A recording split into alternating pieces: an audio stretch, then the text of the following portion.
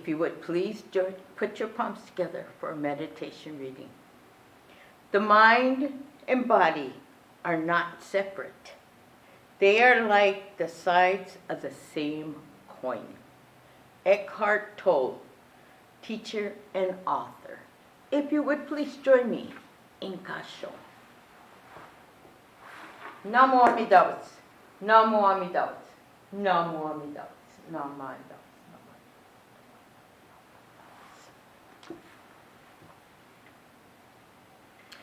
We as human beings all have a common thing in our body. All of us have this common thing in our body, and it's called the vagus nerve, or some people prefer to call it the vagus nerve, but it's spelled V-A-G-U-S. So whatever you prefer. And it's located from the brain stem, specifically the medulla oblongata, down the neck, through the chest, and into the abdomen. Okay? And it's the longest cranial nerve. Its function is unconscious to us. It stimulates a variety of organs and their systems, including the heart, lungs, digestive tract, and pancreas. It directs and regulates essential bodily functions, supports our health, and is always ready to deal with ranges of challenges, both immediate and that of lasting effects. Understanding the role of the vagus nerve and learning to stimulate it effectively can have greater calm, healing, and resilience. You ask, how so? Or maybe you want to know how so. Well, the vagus nerve travels, of course, from the brain and throughout the body, then branches out to other organ systems. Part of the parasympathetic nervous system, that's rest and digest time, the primary role is to calm and restore the body's balance.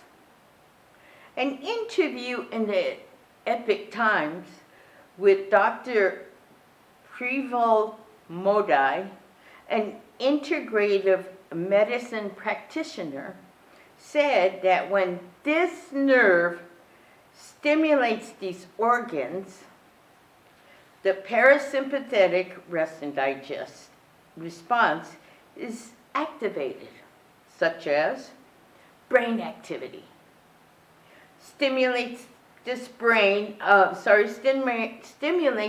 nerve to relieve symptoms of depression and anxiety.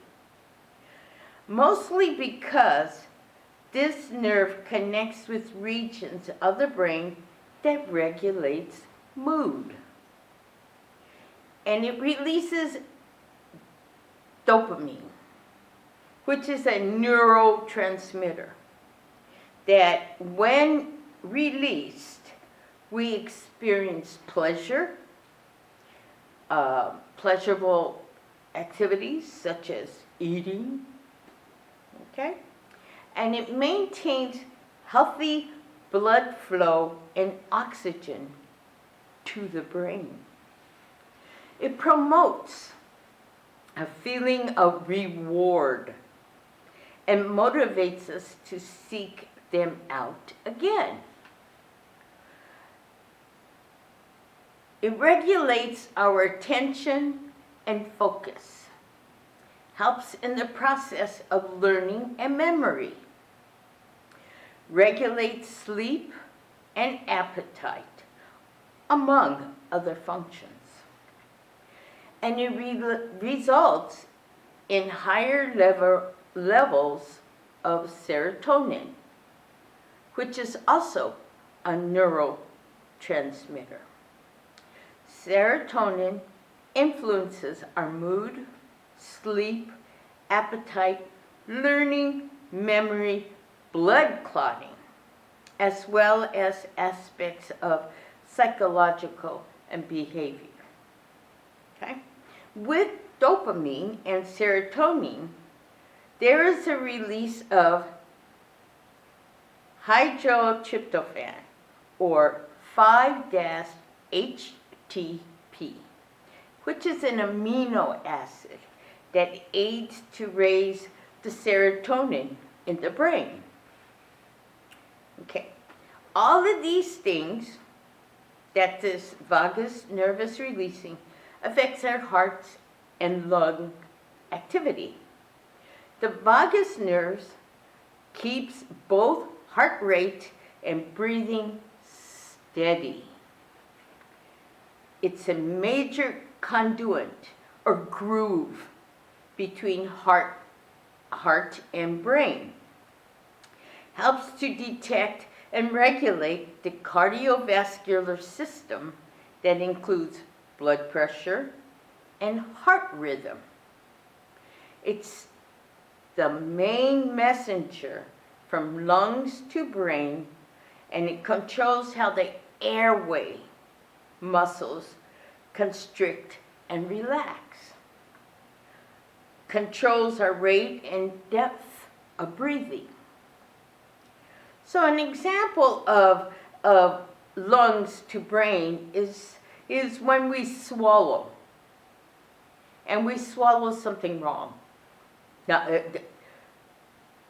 we have difficult choking, let's put it that way, and when we choke. This vagus nerve senses a problem and triggers a protective reflex, such as coughing. Okay? So if you would come back for part 2 on the vagus nerve, we'll put a connection to Buddhism. If you would, please join me in Gassho.